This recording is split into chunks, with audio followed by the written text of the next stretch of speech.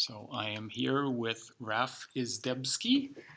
Thank you very much for agreeing to be interviewed as part of our cultural plan No problem. today. And I'm going to start by asking you to tell us a bit about what you do for a living and recreation, including the types of artistic and cultural activities you're involved with. Well, what I do for a living is I have my own business that's fabricates and installs aquariums and then maintains aquariums. And it's primarily in town, so I commute 4 to 5 days a week for that. Wow. And I do have clients on Bowen Island as well, but the majority are in town.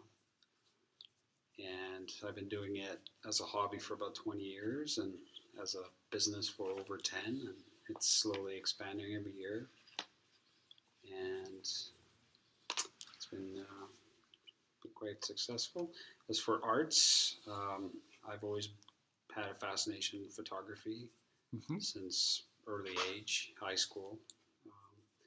When I lived on Bowen with my parents, I used to really dive into photography with film cameras and provide photos to the newspaper, make a Bowen calendar.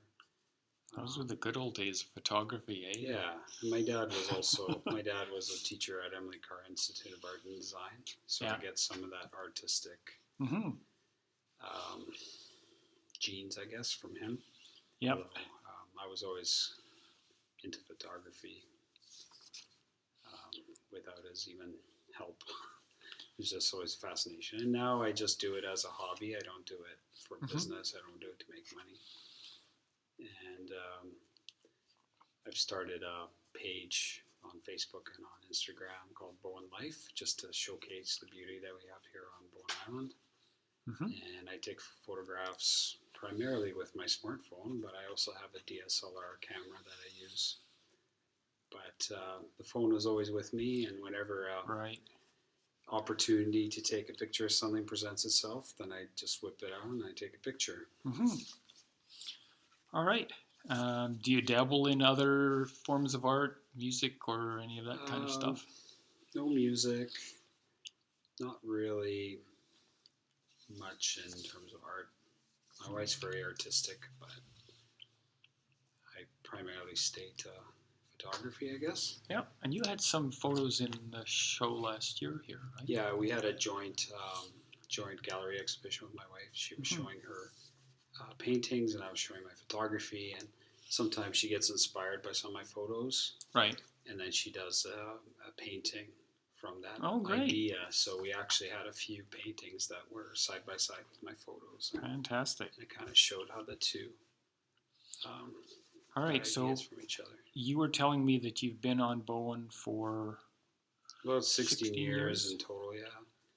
Grew up here with my parents, moved off to Vancouver to, do college, university, and then met my wife, and then we were deciding where to move, where to afford a house, where to raise a family, and everything led back to Bowen Island. So we've been back for about 3 years now. And your main reason for coming to Bowen then was safe place for raising kids? Well, it was partially affordability, partially just familiarity. Like I knew people knew me. I felt comfortable here. The commute wasn't that big of a big deal because we're both self-employed, so we can work from home. Right. As well as it's only really a 20-minute ferry ride to get to the other side. So where's the business in Vancouver? It's a mobile business, but it's predominantly based out of North Vancouver. But we service all over Lower Mainland. Right. So you do a lot of driving. Well. Yeah, we do a lot of driving. Don't envy you. But we try and group things on certain days, so we don't have to drive a lot. Okay. If you had to leave Bowen, what would you miss? The small town atmosphere, the security, the people, our neighbors.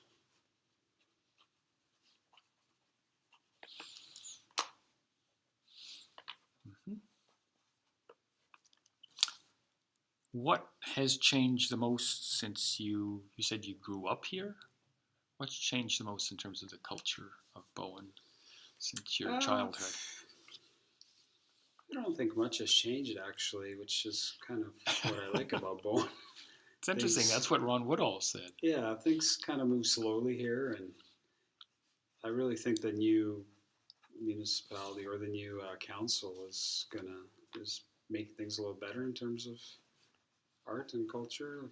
They're putting out more incentives to do public art, and Mhm. I think it's a little bit more becoming a little more mainstream. But I haven't seen any huge changes. There's a lot of artists here, a lot of talented people here. All right. When you're at your most creative, Mhm. what are you doing? Mm. Well, my photography is very much being at the right place at the right moment. And I can go out there and try and frame a shot, but it's more of a being at the right place and seeing something that presents itself. And when I find that, then I take from that and I try and make it more creative in terms of framing the shot or getting the right light. But first, it sort of has to present itself to me. That's why when I get approached by people saying, "Would you like to do a wedding shots or shots of my building?"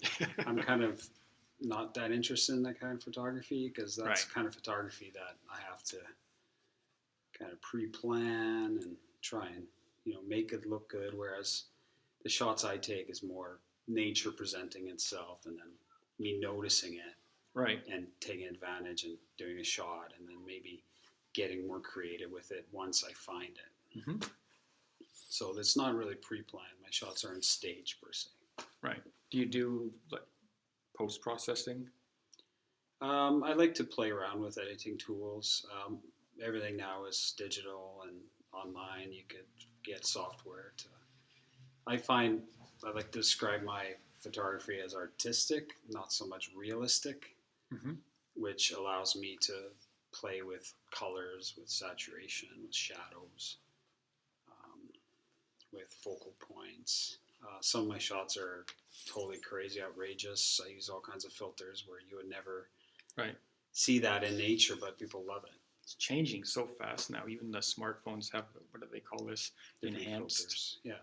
enhanced thing where it simultaneously takes several pictures with different Yeah, exposure. HDR, which is actually, I always have it enabled on my phone because it takes 3 shots instead of 1. Right. And it like really smartphones now do an amazing job, whereas before you would have to fiddle around with your camera before you take a shot. Mm-hmm. Right. What's holding you back from participating in or attending more creative and artistic activities on Bowen? Nothing's really holding me back. I guess my time with my business is somewhat keeping me from having extra time. Right. But I have plenty of opportunities. People asking me whether I'd like to do certain projects. Like, for example, there's a possibility my photos will be in the phone book. Great. Which is kind of exciting. And then there's going to be another little film festival coming up on Bowen Island, outdoor adventure film festival, and they're asking me to do a slideshow at it. So, oh, great. And I've turned down a few requests for things I wasn't really that interested in doing, mostly just freelance photography. Because for me, it's more of a hobby at this stage. Right. If I make a little bit of money on the side doing it, that's fine too, but that's not my main motivation. How about as an attendee? Do you go to like house concerts and? Yeah, my wife and I, because she's very involved in art. Right. We go to gallery openings and concerts, plays on Bowen. Our neighbor's an actor here on Bowen, so we go to his plays. So we're involved as we can be, seeing that we have a little child now, and it makes it a little more difficult. More difficult and more focused. All the artistic activities will be child focused for the next 10 years or so. But we're trying also not to let it change who we are and what we do. We still go out to restaurants and we try and accommodate. When you think of arts and culture on Bowen, what person or place comes first to mind? Person or place? Well, I think a lot about this gallery. terms of person, it's hard to narrow down to one. I mean, there's so many talented artists on Bowen. So it'd be difficult for me Yeah. to say. Yeah. Okay. Culturally, what do you think most differentiates us from Vancouver?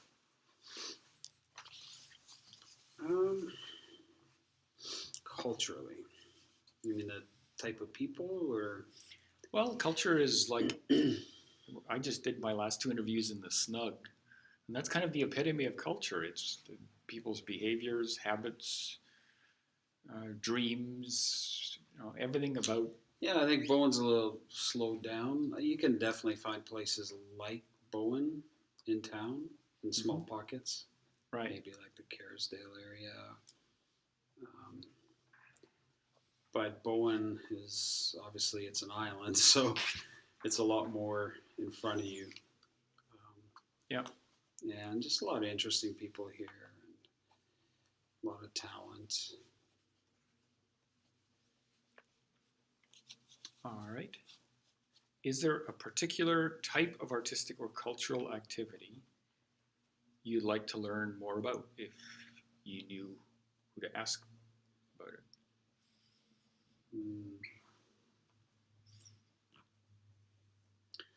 Well, my wife and I were talking about it would be nice if there was some sort of a community center on Bowen, which provided, different activities for adults and for teenagers and for children.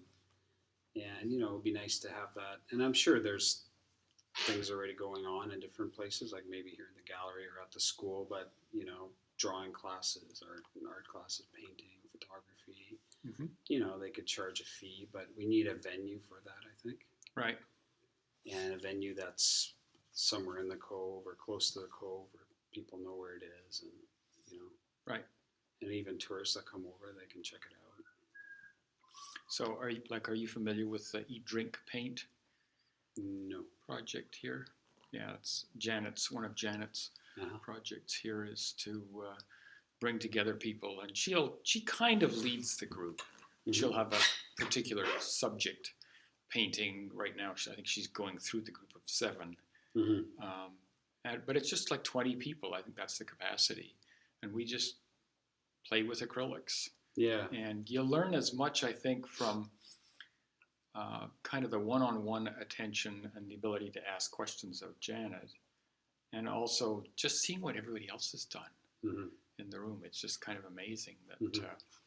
It's for beginners too? Yeah, it's it's Eat, Drink, Paint, and the paint is the third part and probably the least important. Yeah. It's largely about giving yourself the ability the opportunity to kind of relax about art and not get tied up in the fact that you need to learn something. It's just like play. Reminds me of there's a restaurant that Diana goes to with her girlfriend where you eat and you paint. Yeah. Forgot the name of it, but he's been there a few times. Yep. And included in the meal is the cost of the canvas and paints. And yeah. It's quite so fun. We're doing that, and it's actually been sold out for the last few months, which is great. Yeah. Yeah. Yeah, there's got to be something like that and some sort of informational board somewhere where people can find out about it. Because if people don't know about it, then... Yeah, people rely pretty much, I think, on the newsletter. And so the people who get the newsletter, I mean, you're inundated. There's like 30 events, I think, listed on where there could be some sort of bulletin in the paper, because most people read that undercurrent. That's true. But there's just so much detail in that I think would be hard to capture in the undercurrent. But maybe we should talk to them about it. Or at least headlines, and then more info. Check out this website. Yeah.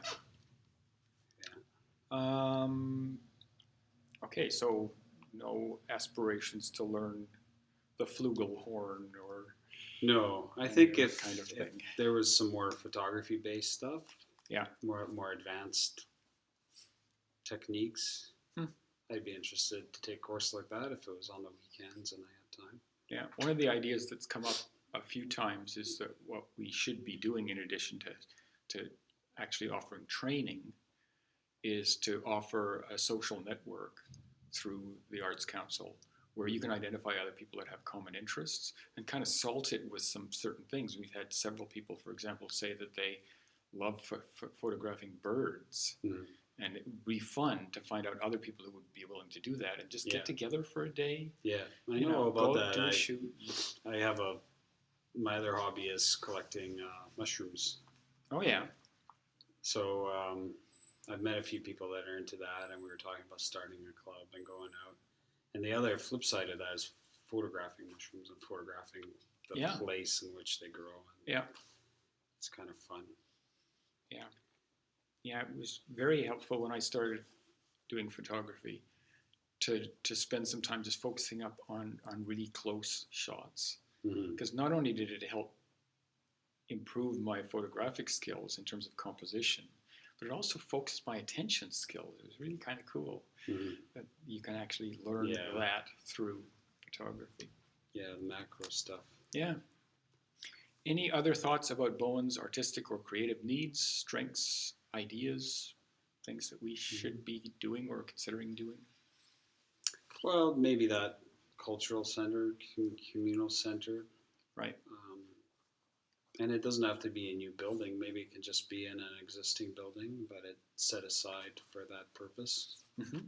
or certain days set aside for that purpose. But like I said, the new council, I think, is doing a good job bringing more public art. My wife just did that crosswalk, which Right. was That kind was of cool. Yeah. You know? Yeah, we need to get some more ideas like that. That would be great. Yeah, public art, what they're doing there in the Cove, you know, with the art on the walls. And Yeah. why not? I'm involved with the Heritage Commission, and we're now starting to think about whether or not we could do something jointly with the Arts Council in terms of public art that Mhm. would also surface and capture some of the history of Bowen Island. Like Yeah. go back and take some old photographs, Mm-hmm. you know, get the school kids involved in walking the Cross Island Trail Mhm. and having these photographs Banners, yeah. and so on all the way along. So you can kind of, while you're getting some exercise, you could also be learning about the history Mm-hmm. and, you know, and then turning that into an art opportunity as well for the Mhm. school kids. Mm-hmm. Yeah, some interesting ideas coming out of that.